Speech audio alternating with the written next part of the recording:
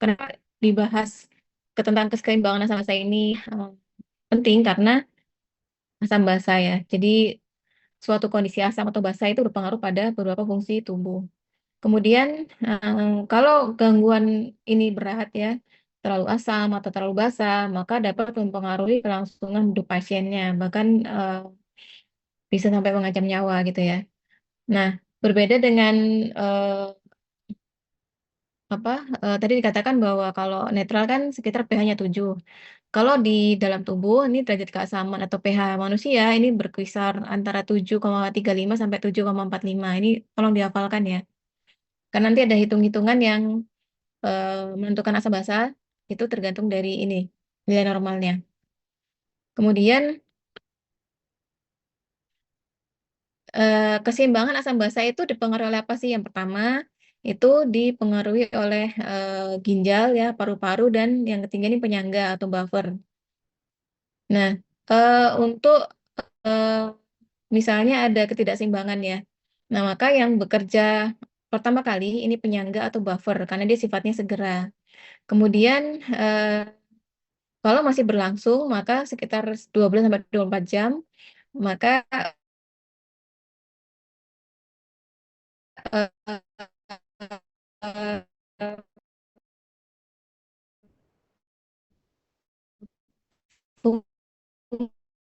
fungsi diambil alih oleh paru dan berlaporan ini ya. Nah, empat topik yang kita bahas asam, basa, kemudian pengaturan keseimbangan asam basa dan tidak keseimbangan asam basa itu apa aja.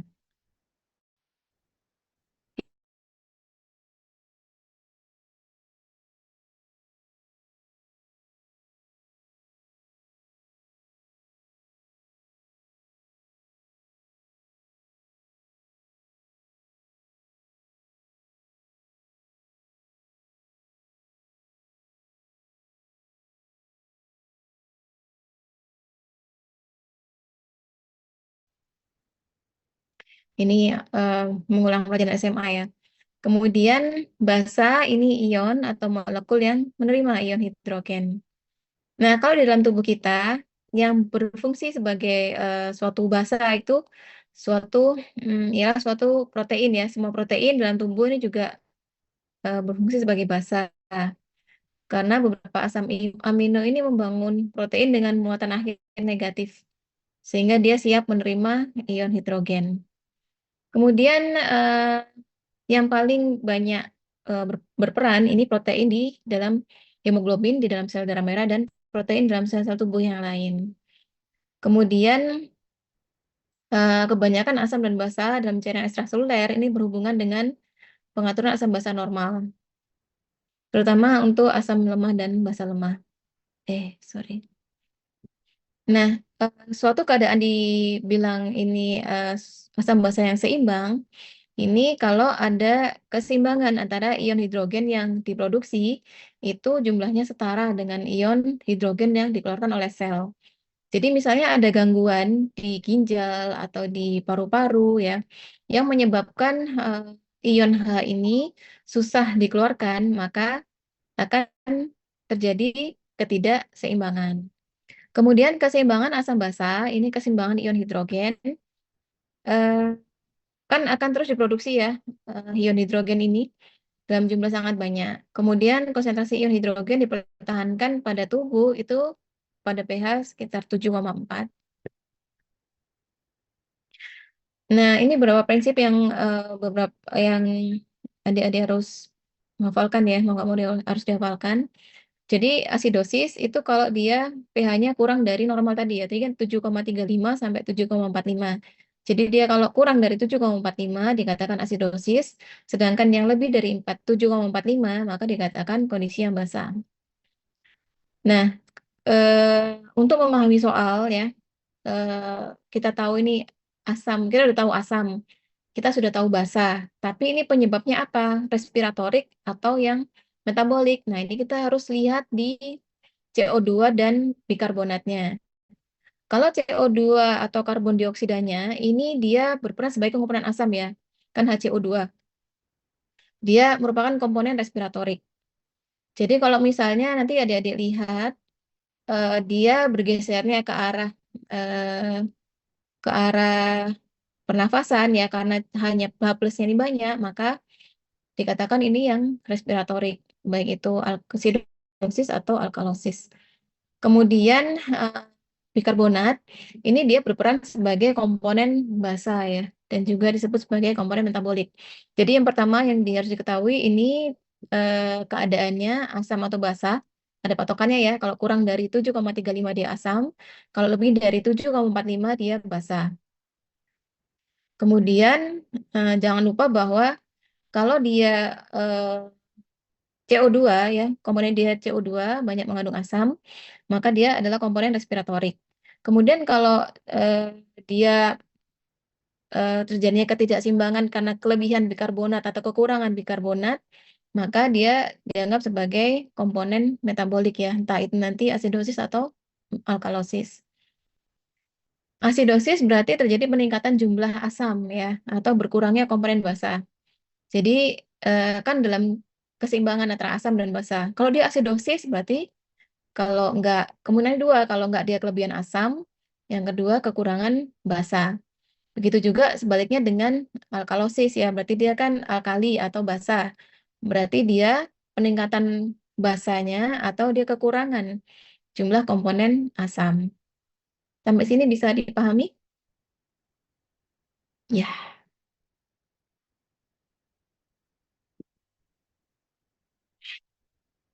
Kemudian untuk keseimbangan asam basa itu diatur oleh tiga faktor ya. Yang pertama ini buffer ya, yang tadi dikatakan bahwa kalau dalam keadaan yang segera, maka buffer ini yang berperan. Itu ada 4 macam penyangga kimia buffer ya. Penyangga atau buffer yang pertama penyangga bikarbonat, asam karbonat ya, yang banyak di ekstraseluler.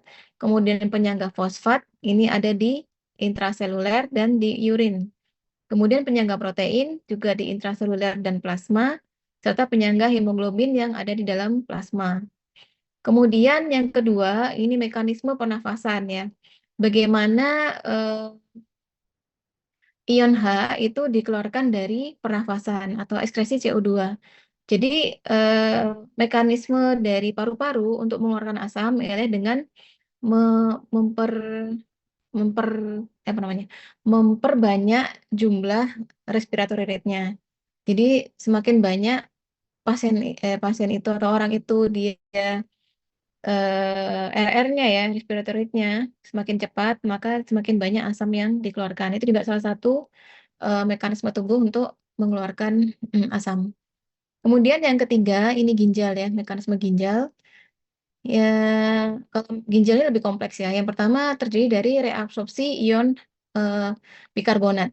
Jadi yang harusnya bikarbonat itu dikeluarkan di urin, tapi karena keadaan kondisi tubuhnya asam sehingga membutuhkan HCO3, maka nanti akan direabsorpsi kembali.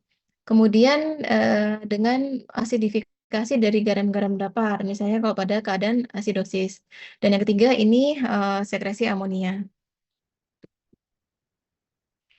Nah, sistem buffer ini sistem penyangga asam basa kimiawi dalam tubuh ya, yang segera bergabung dengan asam atau basa sehingga mencegah perubahan konsentrasi ion hidrogen yang berlebihan. Jadi eh, tubuh ini menjaga supaya eh, tubuh kita ini nggak terlalu banyak asam atau kekurangan asam atau kebanyakan basa atau kekurangan basa. Nah, sistem buffer ini ya, gimana caranya? Yang pertama dengan menetralisir kelebihan ion hidrogen. Kemudian karena dia sifatnya eh, cepat ya, tapi dia kekurangannya dia bersifat temporer atau sementara. Kemudian yang ketiga, dia tidak bisa melakukan eliminasi. Jadi kalau misalnya kelebihan H, ya dia cuman menjaga supaya hanya ini nggak terlalu banyak, tapi tidak bisa membuang. Jadi kalau misalnya terjadi ketidakseimbangan, ya sistem buffer ini akan gagal ya. Fungsi utama dari sistem buffer ini mencegah perubahan pH yang disebabkan oleh pengaruh asam organik atau anorganik pada cairan ekstraseluler. Nah, keterbatasannya tidak dapat mencegah perubahan pH di cairan ekstraseluler yang disebabkan karena peningkatan CO2. Jadi buffer ini hanya bisa membatasi ya, hanya di kelebihan asam saja. Kemudian sistem ini hanya berfungsi bila sistem respirasi dan pusat pengendali sistem pernafasan bekerja normal. Jadi kalau ada gangguan ya di sistem respirasinya, misalnya pasien ini PPOK ya, yang dia eh, ada gangguan di paru-parunya, maka sistem ini nggak bisa diandalkan. Kemudian kemampuan sistem buffer ini tergantung dari tersedianya ion bikarbonat. Jadi banyak syaratnya supaya sistem buffer ini bisa berperan. Kemudian 4 sistem buffer tadi di depan juga disebutkan ya bahwa ada 4 sistem buffer. Yang pertama bikarbonat, kemudian protein, hemoglobin, dan fosfat. Kalau buffer bikarbonat ini di cairan ekstraseluler ya, terutama untuk perubahan yang disebabkan oleh non-bikarbonat. Kemudian buffer protein, ini sistem buffer di cairan ekstrasel dan intrasel. Kemudian yang ketiga buffer hemoglobin, ini sistem buffer di dalam eritrosit untuk perubahan asam karbonat. Dan juga buffer fosfat, ini sistem buffer di sistem perkemian dan cairan intrasel. Jadi sistem buffer ini hanya mengatasi ketidakseimbangan yang sifatnya sementara. Kemudian kalau misalnya ketidakseimbangan ini tetap berlangsung, maka tidak bisa diatasi dengan buffer. Jadi dia ada mekanisme lain. Yang pertama ini oleh paru-paru ya, yang dia akan mengontrol pH dengan cepat ya terhadap perubahan kadar ion di dalam darah. Jadi tadi saya bilang kalau misalnya dia kelebihan asam, maka salah satu caranya untuk mengeluarkan asam tersebut ya dengan meningkatkan respiratory rate-nya. Dan tadi kan dibilang kalau yang CO2 itu ya komponen asam ya. Jadi bersama dengan karbon dioksida maka akan dikeluarkan juga ion H-nya. Jadi semakin banyak eh, pasien itu dia bernafas ya semakin eh, meningkat RR-nya maka banyak juga ion H yang dikeluarkan. Kemudian adanya mekanisme di paru ini juga akan merangsang pada kemoreseptor pernafasan, kemudian akan dipertahankan kadarnya sampai ginjal menghilangkan ketidakseimbangan tersebut. Jadi perlu ini ya dari paru-paru dan ginjal untuk mengatur ketidakseimbangan asam basa. Kemudian untuk yang ginjal dia mengatasi ketidakseimbangan eh, jumlah ion H ini ya asam ini secara lambat karena dia butuh waktu untuk mensekresi ion H ke dalam urinnya. Kemudian juga menambahkan bikarbonat baru ke dalam darah karena memiliki buffer fosfat dan amonia. Jadi ginjal ini selain dia membuang ion H, dia juga fungsinya ini menambahkan bikarbonat. Jadi kalau paru-paru kan hanya membuang H plusnya aja ya, membuang asam. Tapi kalau ginjal ini selain membuang H, dia juga memproduksi bikarbonat baru. Ini sampai jam berapa ya kuliahnya saya kok lupa. Sampai jam berapa dek kuliahnya dek? Ya? Oh ya, selama sih. Ini yakin 2 kali pertemuan. Ini 1 kali pertemuan udah habis kayaknya. Coba kita lanjutin ya. Jadi waktu sistem paru, ini kapan suatu stimulan itu dia bisa merangsang respirasi kalau ada tekanan PA CO2 yang naik. Kemudian paru-paru ini ya di bawah kendali dari medula oblongata yang di otak untuk mengendalikan karbon dioksida. Jadi mengendalikan jadi pusat pernafasan itu ada di medula oblongata ya, ada di otak.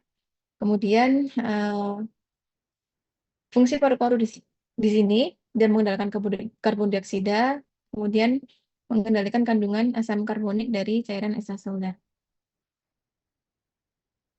Paru-paru ini eh, caranya untuk mengatasi ketidakseimbangan asam basa ini dengan menyesuaikan ventilasi sebagai respon terhadap jumlah karbon dioksida di dalam darah. Jadi tadi di awal saya cerita tentang kondisi asidosis, di mana asidosis itu kan kebanyakan ion H-nya ya, kebanyakan asam, maka dikeluarkan dari pernafasan dengan cara meningkatkan respiratory rate-nya, supaya asamnya banyak keluar. Tapi kalau misalnya dalam kondisi sebaliknya, misalnya pasien ini alkalosis ya, kalau alkalosis kan kebanyakan basa, jadi dia butuh asam supaya seimbang, maka di sini pasien tidak akan hiperventilasi ya istilahnya. Tidak akan meningkatkan RR, tapi justru dia memperlambat RR-nya. Supaya apa?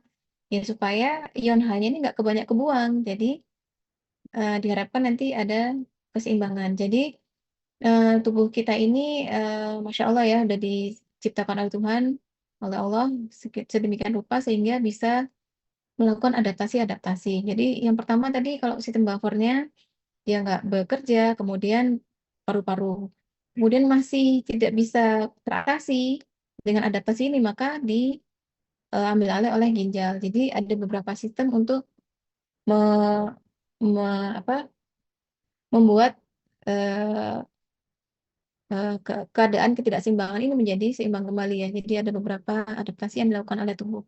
Yang pertama dari buffer, kemudian sistem paru. Kalau paru ini dia menyesuaikan ventilasinya, menyesuaikan dia hipo atau hiperventilasi ya. Seperti yang tadi saya jelaskan. Nah, ini kalau misalnya dia ke arah, nah, ini. Misalnya dia ke arah kanan ya, ini kan keadaan seimbang H2 CO2. Kemudian dia ke arah kanan, di mana banyak asam yang di di apa diproduksi. Maka responnya ialah tubuh akan melakukan hiperventilasi. Begitu juga kalau misalnya dalam keadaan alkalosis, maka tubuh akan melakukan hiperventilasi. Ini ya kalau dari paru-paru. Nah, ini normalnya kalau pria dia respiratory rate-nya 16 kali, kalau pada wanita ini 20 kali.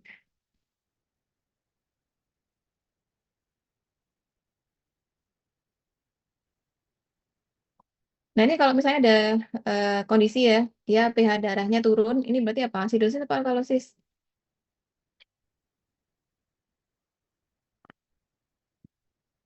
Ayo, ini baru yang rules pertama ya. pH darahnya turun. Berarti ini berapa? Kurang dari 7, 7, berapa?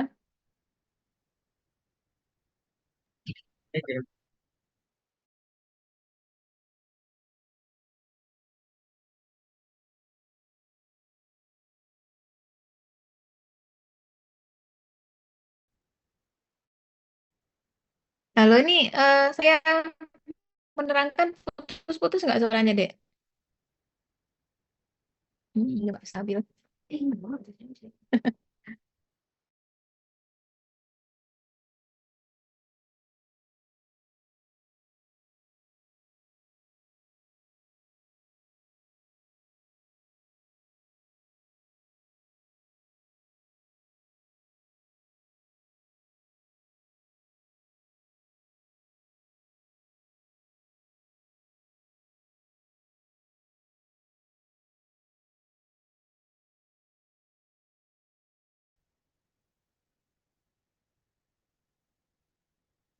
Sekarang banyak yang pakai ya.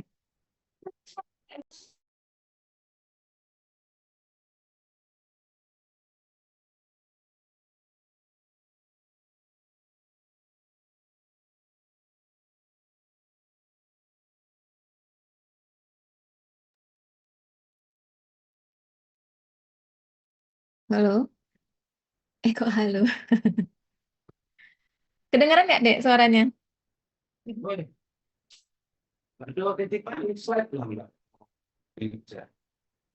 Sudah, Bu.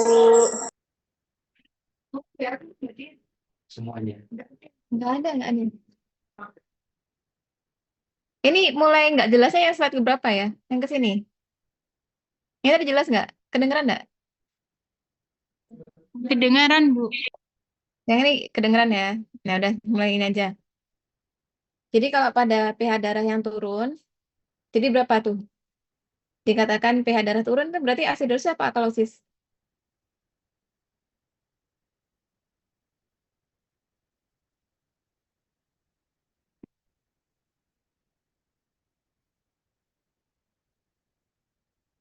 Intan jawab asidosis. Kenapa lewat chat? Jawab pakai suara, nggak apa-apa. Ya udah, pertanyaan berikutnya. Dikatakan asidosis berarti pH-nya berapa?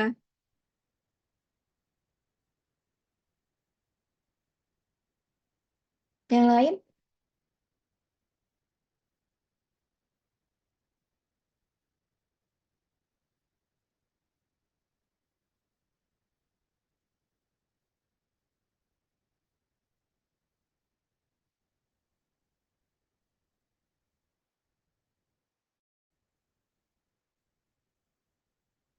Ini yang lain mana ya? Kok nggak ada suaranya? Ikut kuliah nggak sih?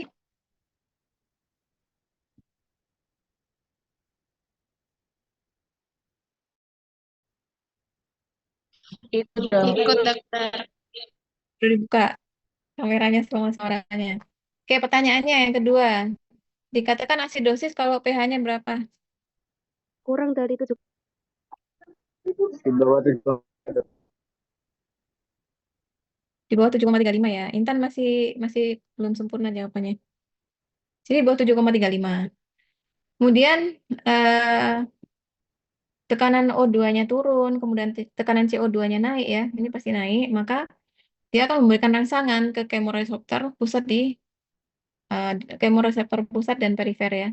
Kemudian memberikan sinyal ke otak, maka otak ini menyuruh paru-parunya supaya dia hiperventilasi atau ayo di apa memperbanyak lagi nafasnya ya untuk supaya hanya ini lebih banyak dibuang. Begitu juga kalau pada keadaan eh, alkalosis ya, maka pH darah ini naik. Berapa nilainya? Alkalosis berapa nilainya?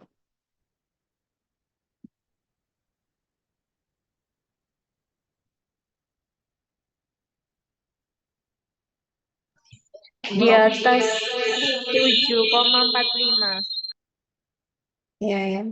Di atas 7,45. Kemudian tekanan O2-nya meningkat dan tekanan CO2-nya turun. Tadi kebalikan dengan yang kasus yang tadi ya. Ini juga akan memberikan rangsangan ke medula oblongata. Kemudian otak menyuruh paru-paru supaya dia jangan nafasnya jangan banyak-banyak gitu ya, hipoventilasi. Di di apa? Di eman-eman itu hanya. Maka akan diperlambat frekuensi nafasnya.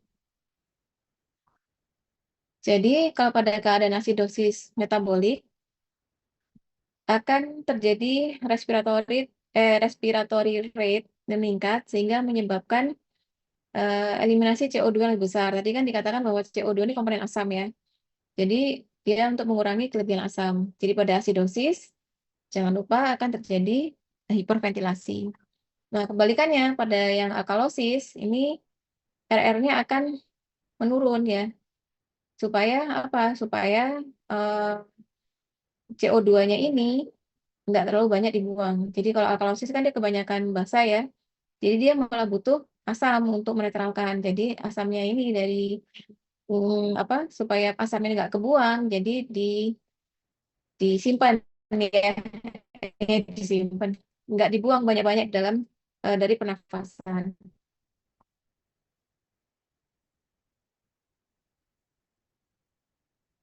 Nah, kemudian sistem ginjal. Ginjal ini dia mengatur keseimbangan asam basa dengan cara mensekresi dan mereabsorpsi ion hidrogen dan ion bikarbonat. Jadi kalau pada paru-paru tadi kan hanya ion hanya aja atau CO2-nya aja yang diatur dengan cara dia hipo atau hiperventilasi.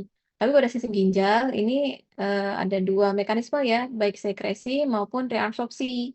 Apa yang disekresi dan direabsorpsi ya ion H dan ion bikarbonat. Nah, pada pengaturan ginjal ini ada tiga bentukan amonia, terutama di tubus proksimal. Nah, ini tempatnya reabsorpsi bikarbonat dan juga ekskresi asam H. Ekskresi asam atau H+, sorry. Nah, tadi kita sudah menyebutkan tiga macam apa pengaturan asam basa. Yang pertama dari buffering, kemudian yang kedua dari paru-paru, dan ketiga dari ginjal. Nah, sekarang kita mengenali penyebab gangguan asam basa. Dari mana aja sih ya? Yang pertama ya pasti kalau ada tambahan asam basa atau malah kehilangan dari asam basanya. Kemudian yang berikutnya nih gangguan fungsi pernafasan dan gangguan fungsi ginjal. Nah, kalau kehilangan asam basa ini bisa misalnya pasiennya dia diare ya muntah-muntah, ini bisa kehilangan asam basanya. Kemudian juga kalau ada gangguan fungsi di paru-parunya, misalnya pasien PPOK ya, penyakit paru obstruktif kronis ya. Kemudian mungkin ada efusi keluarnya, mungkin ada gangguan di paru-paru atau di ginjal. Nah, ini yang paling banyak ini kalau misalnya pada pasien-pasien yang GGK ya, gangguan gin- gangguan ginjal kronis. Nah, ini bisa menyebabkan juga ketidakseimbangan asam basanya.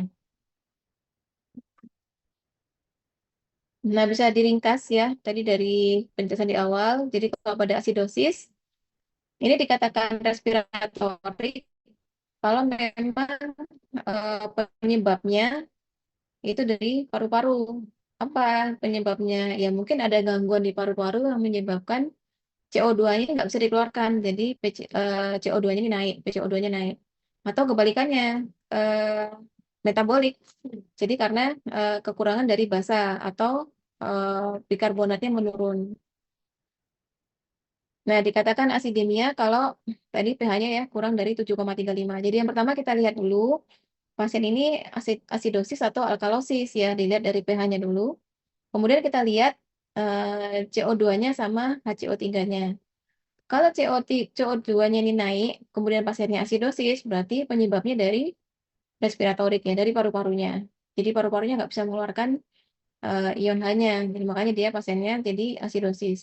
Atau kalau misalnya pasiennya asidosis, lihatnya kita di pH-nya ya 7,35 di bawah itu, kemudian ternyata HCO3-nya dia turun, maka ini penyebabnya asidosis apa?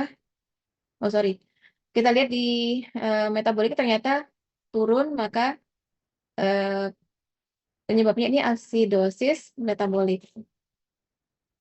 Kemudian kalau keadaan alkalosis ini bisa karena PCO2-nya yang turun atau HCO3-nya yang naik ya.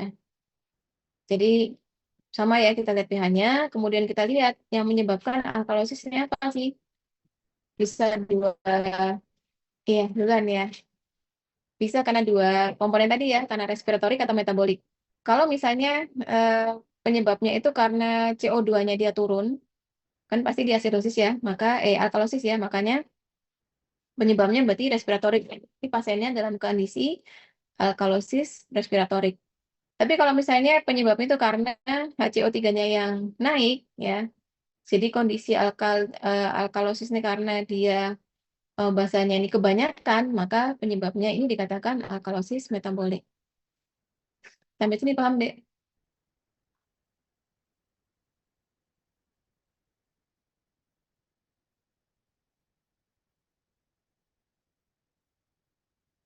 Kedengeran nggak? Atau masih putus-putus?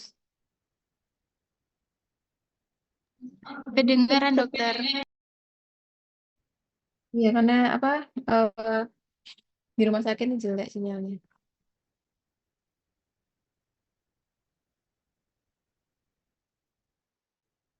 Nah, dikatakan asidosis metabolik ini kalau ada yang pertama ya, ada penambahan asam baru. Yang kedua, karena kehilangan bikarbonat. Nah, ini macam penyebabnya apa aja ya? Yang pertama, penambahan asam baru ini kalau ada asidosis laktat. Jadi banyak laktat yang diproduksi dalam tubuh ya, ini misalnya dalam kondisi sepsis atau pasiennya eh, apa dehidrasi. Nah, ini bisa juga dia kelebihan laktat. Kemudian ada ketoasidosis. Ketoasidosis ini karena penyakit diabetes ya. Kemudian ada infeksi, misalnya pasiennya jadi apa? Infeksi, kemudian jadi apa? Aduh, istilahnya. Bentar ya, lupa nanti kalau diingat saya ini kan lagi.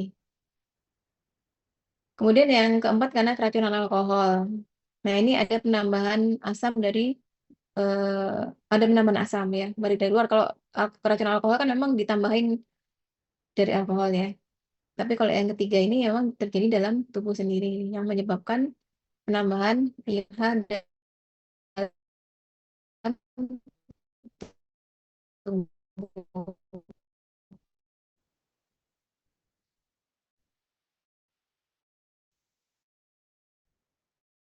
Kemudian ini tadi ya apa karbonat menurun karena hilang. Kok bisa hilang? Ya pertama hilang itu dari jalur intestinal, makanya diare dibuang tuh bikarbonatnya lewat diarenya atau ileus atau pasiennya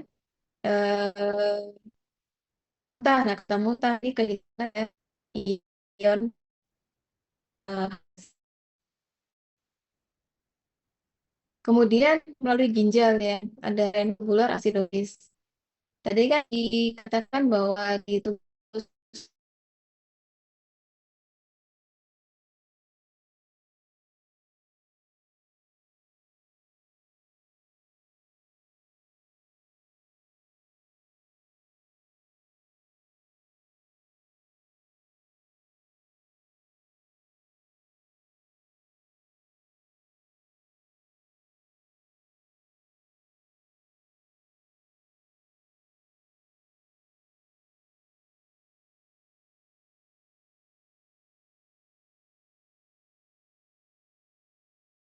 karena dulu sebelum ada ujian kompetensi ini nggak diberikan ke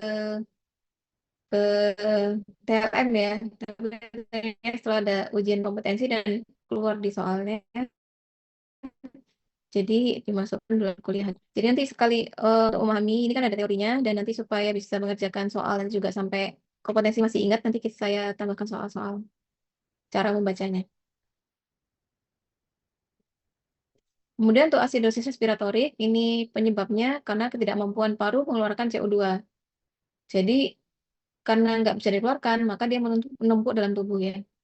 Yang pertama, kemungkin ada penekanan di pusat pernafasan. Kok bisa? Ya pada pasien-pasien trauma gitu ya, trauma kepala itu bisa bisa terjadi penekanan di pusat pernafasan. Kemudian pada penyakit-penyakit autoimun yang menyerang sistem pernafasan, misalnya pada miastenia gravis atau pada sindroma GBS ya, Guillain-Barré syndrome. Kemudian ada gangguan elastisitas saluran pernafasan, misalnya pada asma atau pada pasien PPOK. Untuk yang alkalosis metabolik, ini penyebabnya bisa karena peningkatan CO3 dalam plasma ya, peningkatan bikarbonat. Yang pertama ini karena defisit cairan ekstrasel ya, kehilangan cairan lambung. Di cairan lambung itu kan banyak asamnya ya. Jadi kalau kehilangan cairan lambung, kehilangan H+, maka akan terjadi tiga yang bikarbonat yang meningkat. Kemudian membran diuret.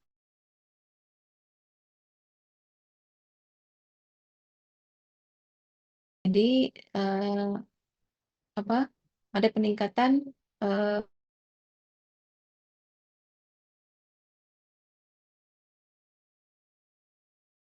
kemudian yang kedua karena volume cairan ekstraksil yang normal atau cenderung meningkat. Jadi ada pada keadaan hiperaldosteronisme, kemudian sindrom Cushing dan pemakaian mineral kortikoid. Kemudian kalau alkalosis respiratorik ini karena eh, pengeluaran CO2 di paru yang meningkat. Yang pertama pada penyakit paru ya, pneumonia, kemudian edema paru, kemudian penyakit jantung kongestif dan obat-obatan ya, misalnya salisilat atau teofilin. Kemudian pada keadaan hiperventilasi. Nah, kalau di lab itu kita mau lihat apa sih untuk menentukan pasien ini ada gangguan keseimbangan atau enggak ya? Di pemeriksaan BGA ya, blood gas analysis atau pemeriksaan analisa gas darah itu ada 6 komponen ya. Ini ada pH, PaCO2, PaO2, saturasi O2, HCO3, dan base excess. Ini nilai normalnya ya tadi kita udah bahas kalau pH itu antara 7,35 sampai 7,45. Kemudian PCO2-nya, nah ini juga dihafalkan ya, 7,35 sampai 35 sampai 45. Jadi cara gampangnya kalau pH kan 7,35 sampai 7,45. Nah, yang PCO2 nih ini belakangnya aja ya 35 sampai 45. Nah, yang harus kita hafalkan satu lagi yang ini. HCO3-nya ini 22 sampai 26 ini ekuivalen per liter. Kemudian saturasi oksigen. Nah, ini kan udah pasti waktu COVID pasti udah hafal ya. Lebih dari 95 dan PO2-nya ini 80 sampai 100. Kemudian untuk membaca hasil blood gas itu kalian bisa lihat di HCO3 atau di base excess-nya. Jadi kalau apa bikarbonatnya 22 sampai 26, kalau base excess-nya ya min 2 sampai plus 2. Terserah mau pakai yang mana. Nah, ini contohnya dari hasil blood gas ya. Nah, kalau dari yang pertama nih, yang nomor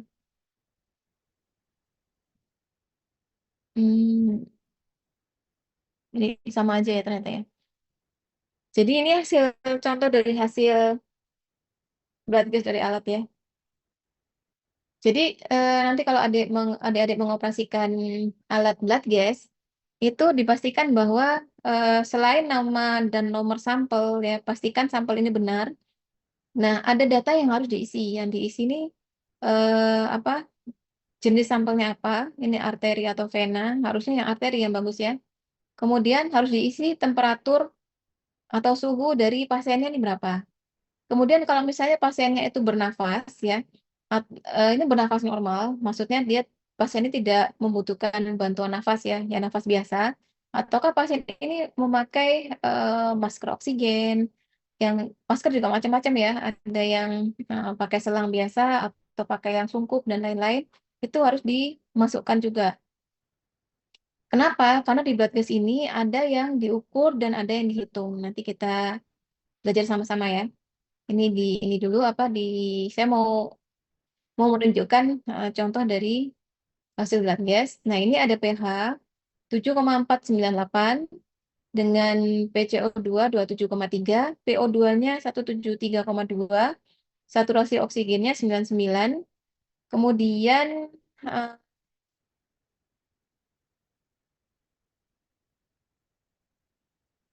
mana dia? Ini HCO3-nya 21,4. Kira-kira ini pasiennya apa? Normal apa asidosis apa alkalosis?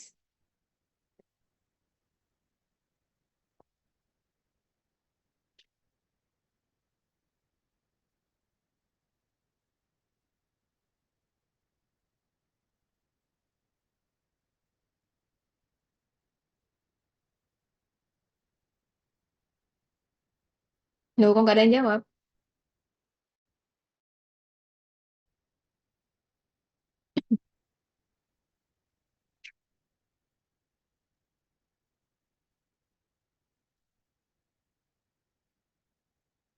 Hah?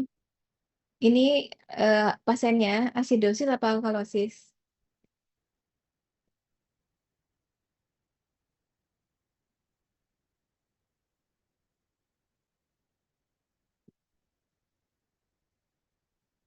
pH-nya 7,49. Kenapa? Putus-putus, Dek. Kenapa, Dek? Pasiennya kondisinya asidosis apa alkalosis apa normal?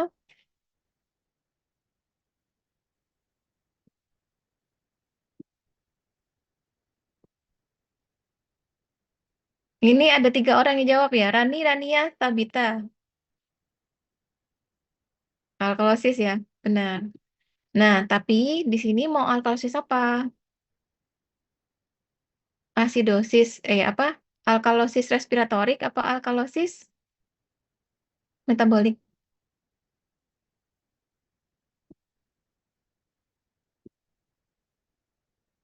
Surya Ahwan. Surya Ahwan Dinda. Masih salah ya? Bukan normal. Tadi coba dilihat lagi berapa nilai normalnya. Nah, sekarang yang kedua, setelah kita tahu kondisi pasiennya alkalosis, nah ini penyebabnya apa? Dari respiratorik atau dari metabolik? Ada yang tahu nggak? Penyebabnya dari mana?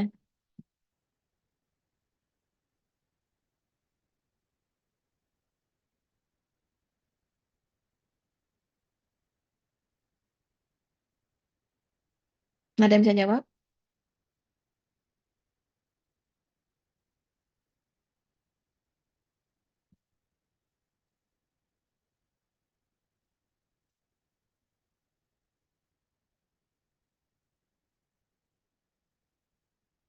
Rania Sabita dari respiratorik. Ini nggak ada yang ngomong ya. Penyebab kenapa kok bilang respiratorik? Kenapa bukan metabolik? Ngomong aja lah. Kalau dari chat nggak enak. Saya pengen dengar suaranya. Rania Sabita.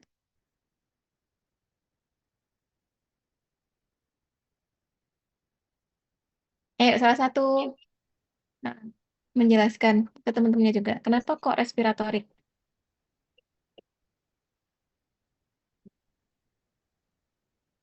Halo? Mm-mm. Gimana? Ini siapa? Izin menjawab dokter. Intan. Iya, gimana Intan? Eh respirasi dikarenakan kadar PCO2-nya itu normalnya 35 hingga 45. Mm-mm.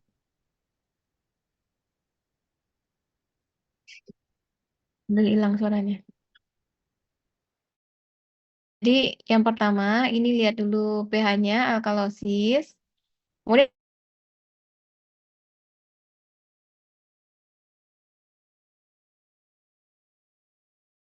kalau kita lihat di HCO3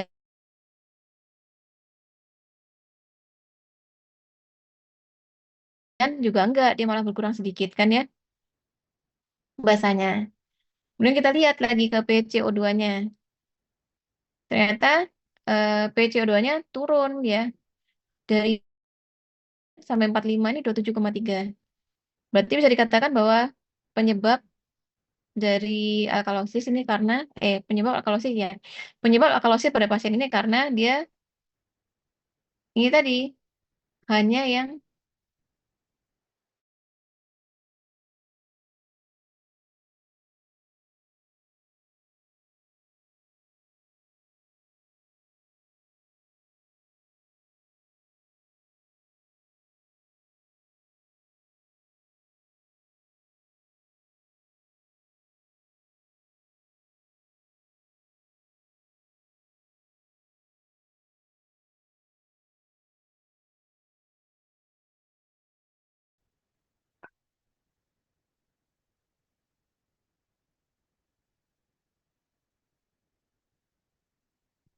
ya udah karena ini nanti mau ngajar lagi.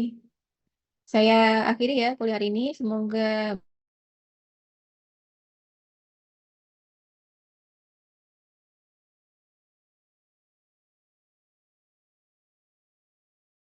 bisa bermanfaat dan dipahami.